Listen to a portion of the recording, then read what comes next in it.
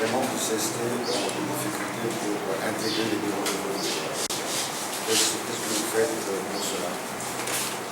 Bon, en principe, cela doit avoir été réglé. Parce que j'ai eu un travail avec madame la présidente ce matin, avec notre représentant à la CENI, M. Atanji, et c'était un malentendu. C'est ce qu'on nous a dit. En tout cas, apparemment, la présidente ne semblait pas être au courant de ces choses-là. Vous parlez de cette directive. La directive. Apparemment, oui, s'il vous plaît, montrez-moi la directive. Regardez la directive. Lisez le titre de la directive. Objet, l'utilisation des fiches de procuration et authentification du bulletin de vote par hologramme. C'est l'objet. Qu'est-ce que ce paragraphe vient chercher? Cet objet-là. Le paragraphe sur les membres du bureau de vote, les nouveaux. Ça vient chercher quoi? Apparemment, la présidence n'a pas lu cette partie-là.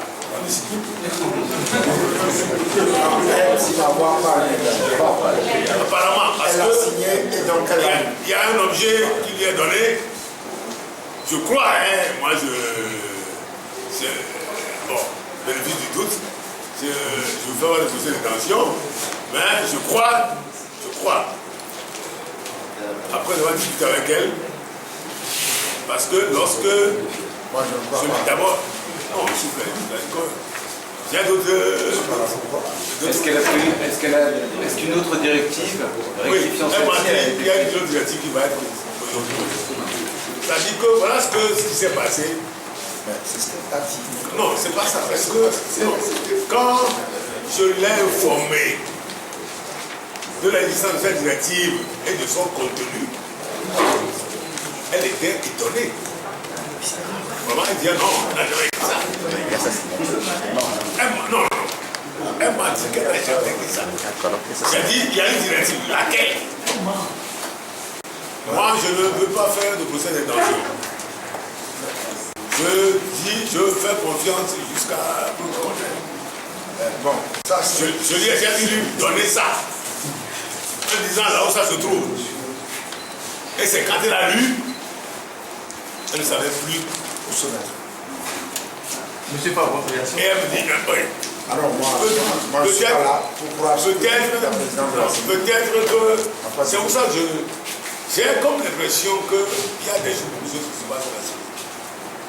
C'est pour ça que quand nous l'avons tout à l'heure, bon, c'est bien la présidente, mais j'aurais préféré que ce soit toute la CENI qui soit impliquée dans la chose. Toute la CENI. Parce que, vous savez, je suis le délégué du CST, pas membre, délégué du CST à la CENI. Et je constate beaucoup de choses. Et elle n'est pas spécialiste, cette dame-là, de ce qu'on lui a confié. Elle ne s'y connaît pas. Pourquoi elle a accepté, je n'en sais rien.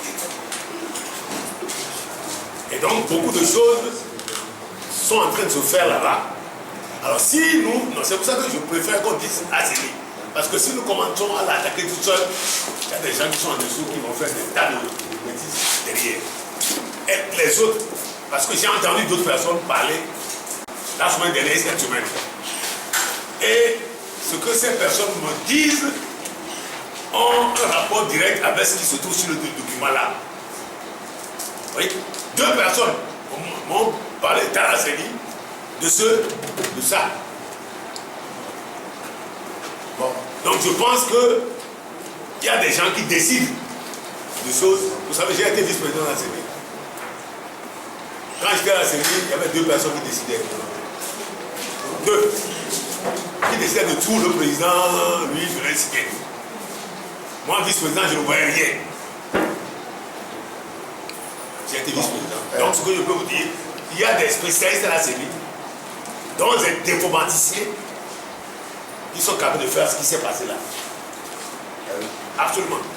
Et qui sont à la CENI depuis que la CENI existe. Et qui ont le conduit chaque année. Chaque fois que la CENI vient, ils sont là. Le son d'être, non, pourquoi n'est pas d'informaticiens? Vous avez des informaticiens qui sont là, et qui sont capables de faire ça. Bon, il a fini de parler. Moi, je ne suis pas là pour savoir si c'est la présidente ou si ce n'est pas la présidente. Pour moi, c'est la CENI. Un point, un trait. Et donc, moi, je ne suis pas là pour savoir si quelqu'un a lu ou si quelqu'un n'a pas lu un document avant de signer. La signature engage la CENI. Absolument. C'est tout ce que moi je peux dire. Je ne cherche pas à savoir si c'est la présidente ou si ce n'est pas la présidente. Bon, seulement je suis un peu peiné de voir qu'on parle de nouveaux membres du CST. Il n'y en a pas.